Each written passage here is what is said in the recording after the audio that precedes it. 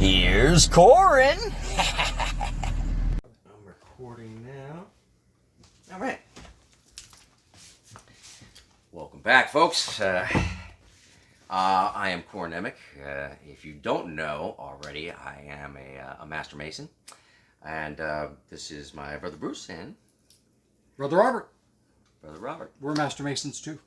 Real quick, why don't we just let them? I'll give them a little background on how we originally met. I was my family. I've known that I've had family members on both sides, my mom and dad's side, who were Masons, dating way back, several generations, and I always was of the same kind of. I guess always had that same question, because you hear in the conspiracy theories and everything like that, it's the New World Order, it's the Illuminati, that's the Freemasons, and they're behind everything you can imagine, that's evil and wicked and this and that, and as a youngster, because I first learned about like New World Order type stuff from some guys from 5% Nation during my hip hop days when I was really into the rap scene and everything.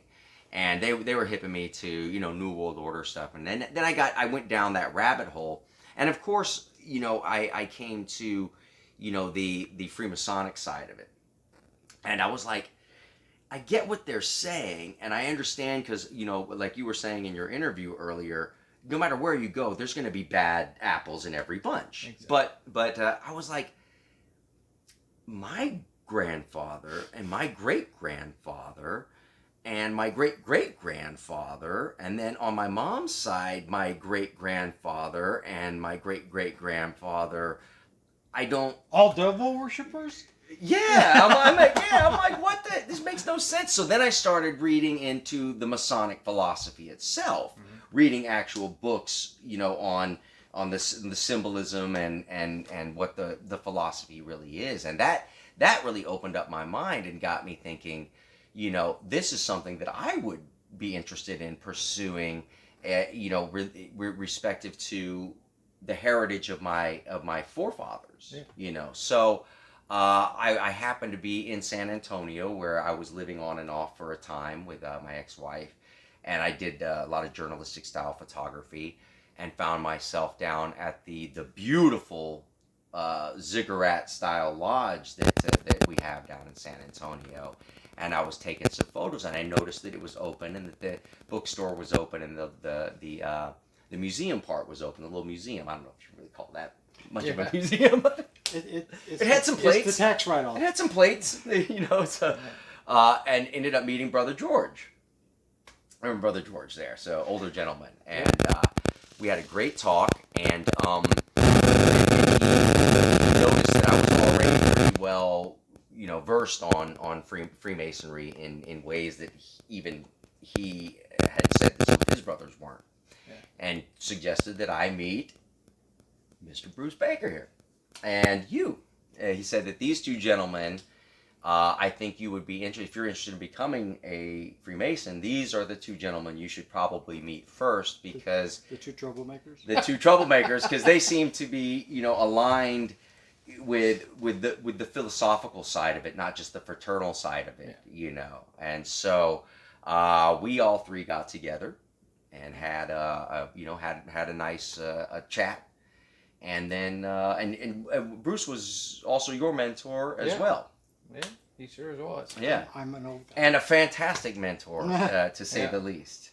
And how was our degree work, Robert and I? Both of you were letter perfect. I didn't take anybody that wasn't letter perfect. And I even gave you each a special pen that only I gave to my students.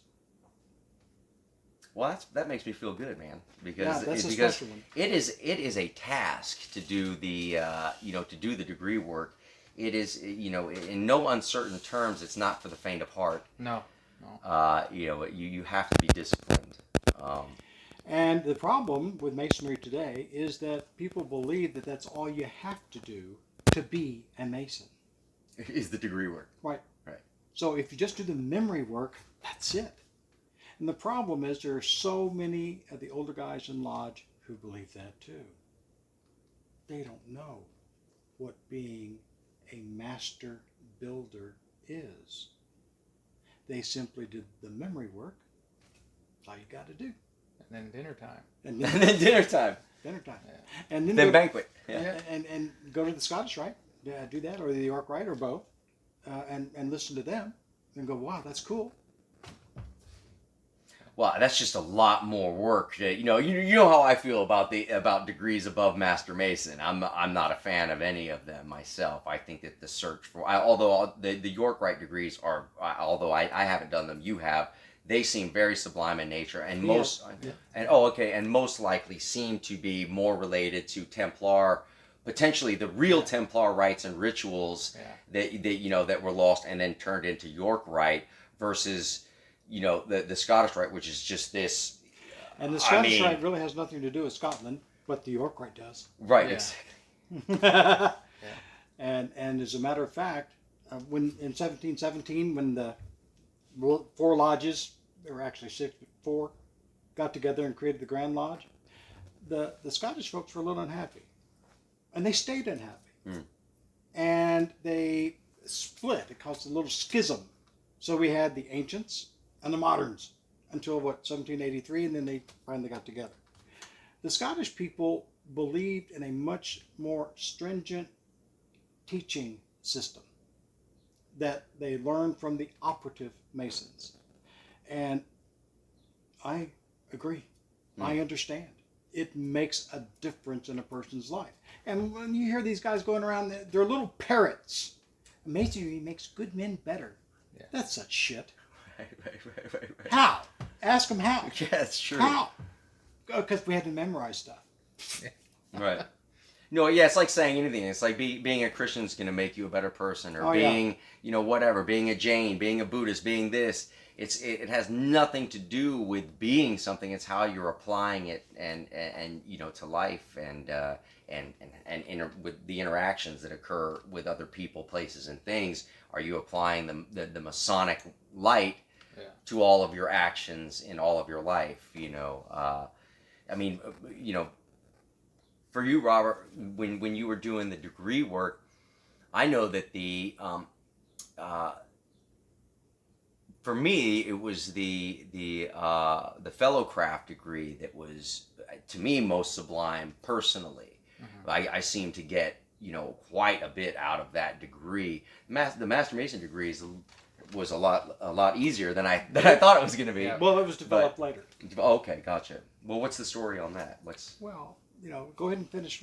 Well, yeah, I was going to say what I mean for you. What do you think was the one of the more powerful aspects of the initiation process and the psychological effects that it has? I'd have to say all 3, and I'm not just saying it because I'm a Mason. Yeah. No, the first one really hit me because it was brand new. Everything's brand new. My mind is so open to wow, what is this? Yeah. And of course, you go through a ritual, which is there's none of this the stupid stuff you read on the internet. It's just if it was really that, there'd be all kinds of laws being broken and stuff. Oh boy. But when I went in there, it was, you see all your brothers in there. Well, not your brothers yet, but they're there teaching you. You're listening. You're observing, and you're soaking in so much that first night. It's unbelievable. It is overwhelming. Yeah. And then when you go, when you do all your memory work and go recite it, and then you go and do your fellowcraft, it's another whole aspect of something else. The Master Mason, when you're raised, that's now it's wow, I'm in here. But guess what? You're only on that first step still. Right. To me. Right. I don't practice as much as I should. I'm not a huge lodge guy. Bruce knows this. Yeah, I'm not the lodge guy. Yeah. I'm the guy that having this symbol, and I don't mean just the skull and bones. That if any of you want to know what it really means, skull and bones is death of the old and birth of the new. To me, that was the old me of curiosity, wanting to learn and everything. And that's what raising is. It's the old you staying there. It's the new you coming up. And it's not, And so when I finished that, I knew it was just, I'm in here now. What do I do? I have to find my own light. I have to find my own path. Exactly. So my path kind of led me to Scottish Rite. Mm-hmm. which it's not a fit for me. Scottish Rite was like, yeah, okay, I'm Scottish Rite. Wow, Yeah. 32nd degree. What does it mean to me? It Yeah. didn't mean anything to me, really.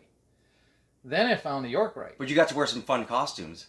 Oh, but actually, I had to watch the costumes. Oh yes, Remember? yes, yes. So, But you didn't do it. You never did. No, You never performed in any of them. Any of that. Oh, okay, okay. And then the York Rite is the one that I want. There's something about Templars, the sacrifice of giving everything for your people. Yeah. You know, to escort, you know, to the new land and everything, and they're warriors like I was, you know, soldier. Yeah, and they lived like almost like it was a kibbutz. Yeah. You know what I Well, mean? That's kind of how the Templars, they gave up everything, came together, and then they helped each other survive. And that was the mysticism to me. Right. Was And they how, built a lot of stuff too. Yeah, and how the Templars were. So that's why I went to York Rite. I went through the ritual and everything of Templar. I call it. I just call it the Templars. You should have seen him on that day. His smile with me. Oh, that's awesome. Oh, I was. He ever was since. in it. Yeah, I was. I mean, that's my big relation is when I got to that aspect, and it's still not done. Yeah. To me, you know, keeping your heart true to your brothers, true to your family, and true to your community. That's what it's about to me. And what made me so attracted to both of you guys is that you realized you had to be true to yourself first. Absolutely. Before you could be true to anything or anyone else. Yeah. And you both realized that and you both did it. And that's what the first degree is all about. It's interesting too to me because when I think of the symbology of all of the working tools, and I think of those a lot actually because they become almost like well exactly what they are, you know, symbols for higher ideals or you know we can say we were talking about tactics earlier, tactics you can use in life. So if you understand what the trowel is and you know that the trowel is used to spread the mortar of brotherly love and unity and a unifying factor, and like just like earlier when things were getting tense, trying to figure out how to film everything and what am I going to do and all of that, you know, I was breaking up those that, you know, that fine mortar that had been spread to keep everything close and knit together. And after a conversation with you, I was like, okay, I need to go spread the mortar, create the brotherly love again, you know, make sure that I'm on the level. Yeah. You know, make sure that my actions are square. Right. And this to me, you know, when I'm thinking in terms of just trying to make the basic everyday decisions in life, having those working tools as a symbolic reference to go to in my toolbox is fantastic because, you know, for instance, sure, I can say you got to calm yourself down, you got to do this, you got to do that.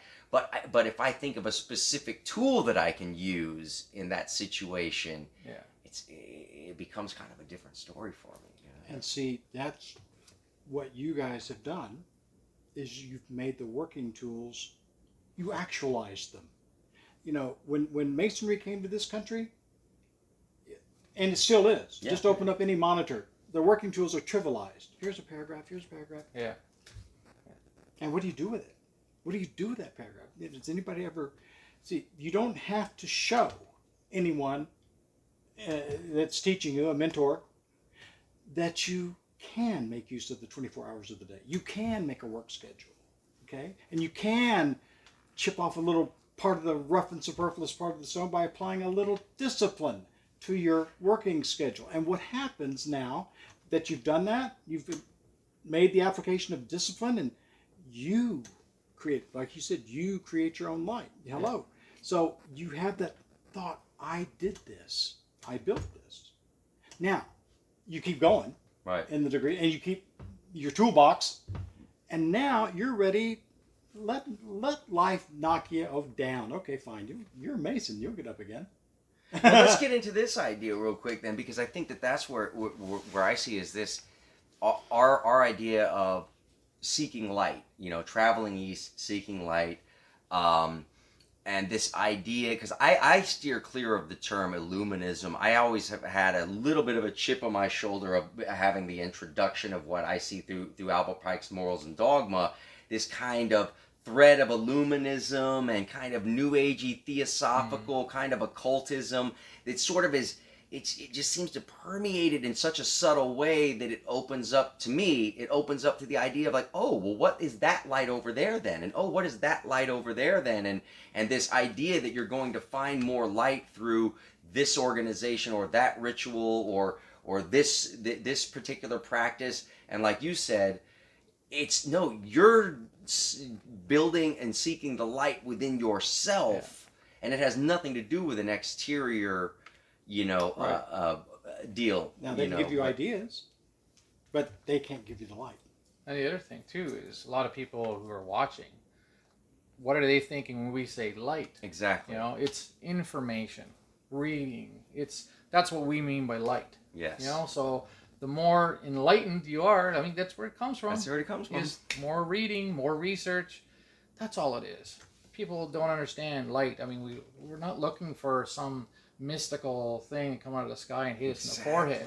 It's practical. Yeah. The correct application of the knowledge. Exactly. Yeah.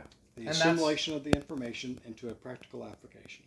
And that's Like exactly we did when we were little bitty babies putting our little blocks together. That worked? Nope, that didn't work. Okay. And you figure it out. You figure it out. Yeah, because when I look at it too, it's the idea of this, this seeking of this illumination and all this stuff, and it gets so squirrely. You got people out there who are practicing really dark rituals in order to achieve, like, Aleister Crowley sex magic type stuff. Yeah. Really creepy, dark ritual stuff, which gets blindly associated with Freemasonry, which is absolutely absurd and ridiculous to think that the OTO or the Rosicrucians or any of the other quasi-Masonic orders are anything even close to the first 3 degrees of Blue Lodge. I personally don't People are trying to lump it into one secret society is the same as everything. Yeah. And it's not. I mean, it's the same thing as like, is a security guard the same as a police officer? I'm not trying to disrespect a security guard or a police officer or anything. But the thing is, everybody's different. They're trained differently. They're trained differently. And if people, believe it or not, they're looking for light too. The average person every day is looking for light, knowledge, information. Smart people do. I mean, people who don't care about anything, don't care about the world, of course, they're looking in the wrong direction. And that's the one where we get grouped into. Mm-hmm. And so, yeah. Well, yes, we get, the dark stuff is that's why I find it, dangerous. I'm not saying New York right or anything like that, but like when you get, for me, when I'm done with the Master Mason's degree and I have the working tools at my disposal and I'm supposed to be building an edifice of the mind that is fit for a God to dwell in, for the God to dwell in. Yeah. So when I got that aha moment, I realized, and this goes into a lot of the more Eastern mysticism, Buddhism and Taoism, and this is that the landscape of the mind has to be senior to the landscape of the physical universe. And in building and sweeping away and clearing out the brush and the wreckage of my past, I can clear out the landscape of my mind and then start building an edifice with information, and enlightened information. So it's like, what sources do you go to for information? How many books have you read? People say, I've read hundreds of books. Yeah, but what books are they? J.K. Rowling and the Hardy Boys or whatever? I mean, how many books have you read, and what's the actual value of the information in those books respective to your relationship to the world at large and other people? And well, let me address your point where you said make a suitable place. Yes, that's what I'd love to address. God already dwells within each of us. What you're talking about is having a suitable place for conscious awareness of it. That is what the goal is. Conscious awareness of God within you, the Creator within you. So it's a different way of looking at it, but golly, If anybody opens the Bible and reads it, it's what it says. Yeah, and what's because Reading it, yeah. I tend to find sometimes because people there's a tendency this idea of godliness and our association with God and the working relationship with God and the identifying that as above, so below. So in the likeness and in the presence of godliness, you can become as God with power over good and evil in the physical universe. And then, you have that option. Do you want to be good? Do you want to be evil? Once you've eaten of the fruit of the knowledge of good and evil, which we all have, everyone who's been born has, unfortunately, but it's that option, and I think that where does God live? Within you. Where does Satan live? Within you. Within you, Same exactly, place. Same place. exactly. And that's another thing too, because in studying Kabbalah, the term Satan to the Kabbalist is the ego, and so the battle with Satan, it's the battle with Satan all throughout the Old Testament is the battle of those individuals with their own egos. I mean, in the New Testament,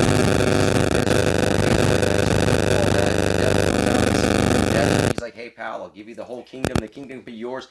It's not some weird, mysterious, foggy, physical being. He just needs to make a choice. You have to make a choice. Your free will. Yeah, your free will. And look at like every movie, every book, there's always a good and an evil. Evil always, or good always triumphs. I mean, that just says that we all make those choices, right? And people fall. You do fall. But your good choices usually come out on top. Unless you're overwhelmed by evil. And that's so many people, like we can see, they can't accept the evil in them. So what do? They overwhelm you. But do you let it overwhelm you? Do you really let them tear that down inside you? I don't. I don't either. I get angry about it because you're not going to do it to me. I'm not going to allow it. Yeah. I know that evil's in me. Yeah, everybody has I have malevolent, we call it shadow, whatever you call it. Yes, you got the doppelganger. Yeah, you got to face it. You got to understand it. Now you make a choice of what you're going to do. And that's what I think. Because people look at I hear on YouTube shows a lot, and the pundits that I even follow who are just completely misrepresenting Freemasonry because they just go with the mainstream thing. But even the black and white, the black and white checkered pavement. They look at this as some kind of evil representation when this is really Zoroastrianism we're talking about here. We're talking about there is darkness and there is light in this world, and you are standing with one foot in dark and one foot in light all the time, 24 hours a day, 365 days a year. If you want to pretend that you don't have that capacity for evil, what happens the next time you swat a fly out of nowhere? Take that into account, because on the most minuscule level, that's killing of a life that has a right to live. Yeah. If you mow your lawn, that's committing a transgression against the grass. Oh, you can get so you're definitely into Buddhism there. So we can go deep into it. So my point is that to not accept the fact that we have the potential of both good and evil is to completely negate the true nature of the human spirit. Right, and then you're off in some sort of psychosis.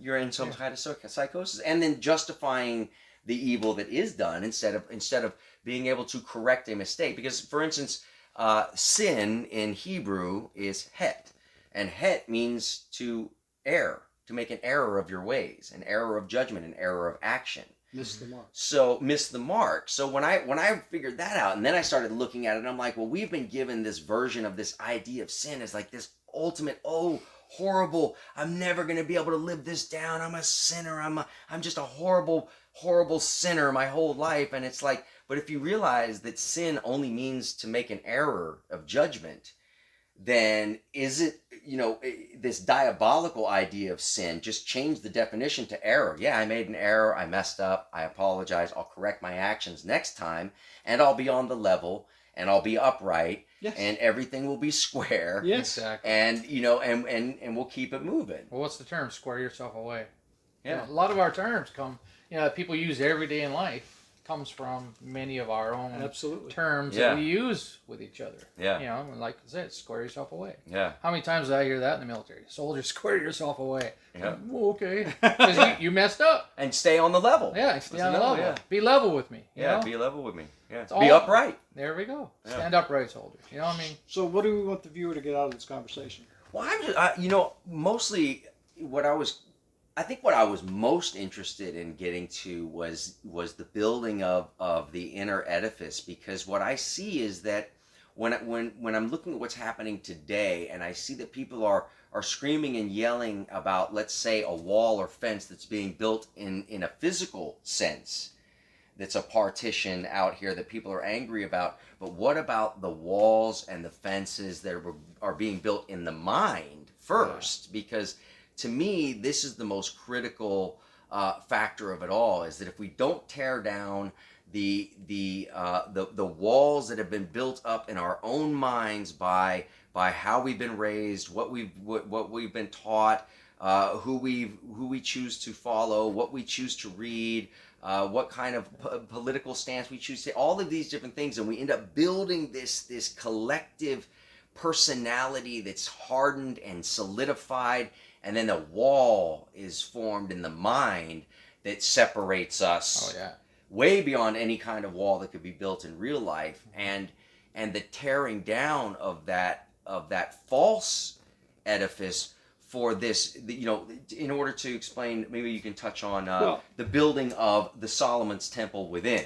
See, that wall that you're talking about, first thing that has to happen, you must assume responsibility. You, the one who built it. Yeah. Oh. So, therefore, once you assume responsibility that it's there because of you, then now you can start breaking it down. And you got the tools to do it.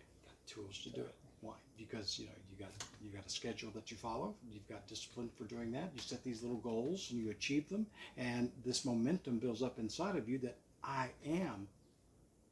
I am the I am. I'm doing it. The great I am is what I be. So here's the goal I saw in my imagination, my mind's eye, and now I'm achieving that in the physical world by supporting these little things, getting up, making your bed in the morning. Mm-hmm. Little things that add up, that tell you of your personality, of your being.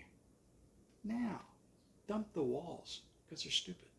And then start rebuilding anew with the proper working tools. Right. Yeah. So, that's where Masonry builds better men. You build character in yourself with the self-discipline that you perform. Whether it's smoking a cigarette or having a drink or whatever it is, cleaning your room, you are the one. There is no other. And there's no place for you to put blame out there. Got to cut that crap. That's how those walls got up. This happened to me. This happened to me. Mm-hmm. Stop it. And it happens to everybody. And your fault. And it's everybody's fault Nobody but mine. Right. Yeah, nobody takes their own. So you got to assume responsibility. That's the first thing into building that Solomon's temple that you're talking about. Yeah. And then you also both hit on it again. So now you're using stones. These are stones that you make. These are these little things that you did. Whether the cleaning your room, the making the bed, the washing dishes after you finish, cleaning the house. These are stones, and you got to make sure that they're square. Exactly. Before you place them in the building, because if they're not, eventually the building will fall apart. Yeah. So, do it right the first time. Yeah. Well, let's. This is great, actually. Why don't we finish it off with just since we're talking about Solomon's temple, so if you don't know, in Freemasonry, Solomon's temple is a mythos. It's not. We don't consider it having actually been a physical structure on planet Earth built by the hands of men, but it was the mind of Solomon himself that was this grand temple because of the light that he brought to his people. And he built the house for the God to exist in. And built the house for the God to exist in. So, I mean, to end it off, what does the building of Solomon's temple within you mean to you, for instance? Or what does Solomon's temple mean to you as a metaphor or as To me, it's like a focus point. Instead of having my thoughts just random of I correct myself. I try to guide my children, guide my friends as best as I can, and take their guidance. That Solomon's Temple in my mind is where I store everything, and it's that structure. I don't want everything just loosely. It's hard to kind of just throw it out there, but that's what Solomon's Temple means to me. And yeah, in lore it was tore down and built again and stuff like that. It was raided. It kept the Ark of the Covenant and stuff like that. But for me, it's where I keep all my choices. And if I make the wrong choices, maybe that temple will get torn down again. Right. So. And then, you come across a book like Nehemiah, and he teaches you how to pray, because what he wants to do is go rebuild the wall. And so he is trying to figure out, how am I going to approach the king with this, to get permission to do this? And so he developed a prayer to God for God to work through the king to him. And that's a great story. A little witchcraft, little spell, everything. Spell making, little spell casting there. Whether you call it witchcraft or whether you call it whatever you want to call it, it all happens in here first. Exactly. And the symbolism is what in here works through. You don't look at the symbol and ask for power from the symbol. No, you put you through the symbol in order to activate something. And what's the strongest thing on this planet is our mind. Yeah, absolutely, truly. So, one can only hope, right? Well, I think it is. It's what builds grand structures. Absolutely. What builds characters. Yeah. It's our minds. Yeah. That's the strongest sure. weapon. Strongest. Anything is your mind. It's the strongest thing out there.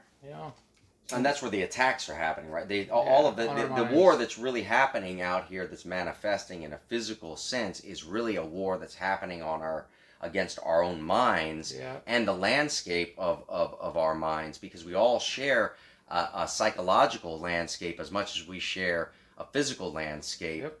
And the reverberative effects of what's happening in the metaphysical world, even right now, is affecting all of us on to a greater or lesser degree in our own psyche. Yeah. But if we've built an edifice that is built correctly to withstand that type of attack from the outside, it will not break. And that's the Solomon's Temple. Exactly. The inner workings of the mind is building a solid edifice of understanding about oneself, our connection with God, our connection with other people, and knowing with unbreakable certainty what is my position within that hierarchy of things and beings and people and places and this whole construct. That's the hypocrisy right now in Freemasonry. Don't talk about God. Right. But make sure that you memorize that part that says the great light in Masonry is the Holy Bible. Yeah. Mm-hmm. But we're not going to talk about it. Well, it's because the political correctness and all that stuff starts sinking into this. So what do you want? I know what I want. They want membership money, because that's what they do. Mm-hmm. And then guys are dropping out like, they get out because they want that spiritual, they want something to hold on to. They want to know how to build, and they're not getting it. They join the lodge and you get sucked into, you put your trust in these people. And then you just learn the memory work, and now you're a Mason, bud. Well, it is strange because it's I see it all the time as that there's this assumption that there's going to be some type of grandiose, sublime explosion of ultimate truth that you will get at the end of doing the 3 degrees. And that's only true if you really know what the degree work is actually about on the most sublime level. So, like, for instance, for you, when you went into the degree work, you had already read a certain amount about all of this, that made sense out of it. But if you come in blind and have never read a book on Masonry in your life, or never read a book on spiritualism or or even theosophy or anything else for that matter that can somehow give you a little bit more of a tantalizing, experience of what it is about, then you can have that big aha moment that we've had. But otherwise, you get done, you're like, wait a minute, I just died and was resurrected and nothing changed. It's like, it's not for us to change you. It's for us to give you the working tools for you to go and change yourself. Which is why it took years. Yeah. Entered apprentice, it wasn't 2 months. We need your money. Come on. We got a building to pay for. Oh, pretty soon they're just going to put teleprompters. So no, you had to live it. And you had to show your mentor, yes, I've implemented the working tools here, and you can see it in me. Teach me more. That's the way it used to be done. That's where the old mysteries were, the illusion mysteries, the whole thing. So we don't do that anymore. And another hypocrisy. Masonry is misrepresented. Big time. Big time. Well, if that's one message we can give you, I think that's the best message we can give you, is that Masonry is fundamentally misrepresented on a mass scale. And I myself would appreciate it if individuals would do a little bit more research themselves to discover what it's really all about. And if you think that there is Freemasonry involved in, let's say, the Illuminati, which actually was created by Adam Weishaupt to infiltrate and destroy Freemasonry. That's right. So there can't be there can't be a relationship between the Illuminati and Freemasonry, because the Illuminati, in terms of historical reference, is the absolute and utter enemy of Freemasonry. So if anybody out there has fallen prey to this idea of Illuminism and Illuminati and everything, I'm sorry, you've been had. Yeah. and if you believe everything that's told to you, how many people claim to be Christians? They've never opened the Bible, but they listen to the guy on the pulpit. They have 2 channels, at least 2 channels, 24-hour religion. Yeah. So the truth will set you free. Well, that's bullshit. You know how many people hear truth every day on these TV things and radio, but they're still in addiction. They're still having problems. It doesn't really set you free. The application of truth will set you free, but not the truth in general. Right. It takes time. Doing those little things each and every day, using the working tools, building yourself up, knocking those walls down, building new ones. It takes time. It doesn't happen overnight. It doesn't happen in 2 months.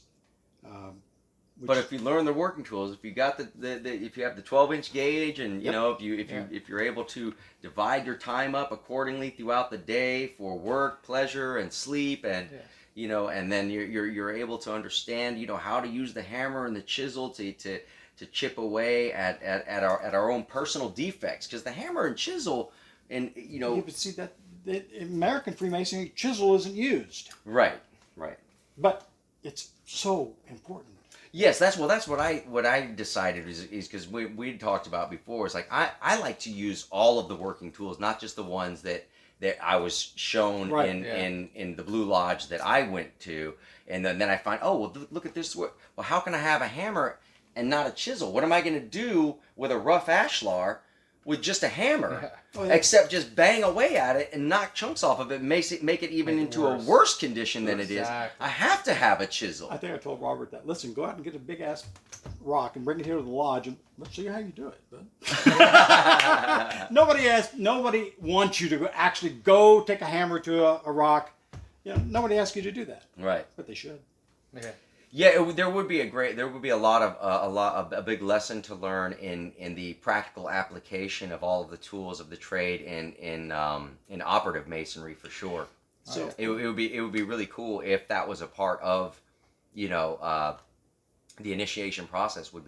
It would be actually learning how to use these tools in real life. Yes. Yeah. Would be really cool. It's a very interesting idea. You were talking about the northeast corner. You are given responsibility. This is you. You're standing at a place between dark and light and the checker pavement thing. You have to make these moves. And that's what's told to you, but it gets glossed over. because your eyes are already glassy at the end yeah. of the EA degree, and then some nincompoop wants to come up and give you lodge room protocol. Well, you're not supposed to walk between the Bible and the Wait a minute. Yeah. How is that pertinent to all the stuff I just went through? Exactly. Well, Read. Yes, read. Read. At the Do end of your the day. research so that you can say, I know this. I have good reason to believe this because I have this many references, not just because somebody said something. Yeah. There you go. Ta-da.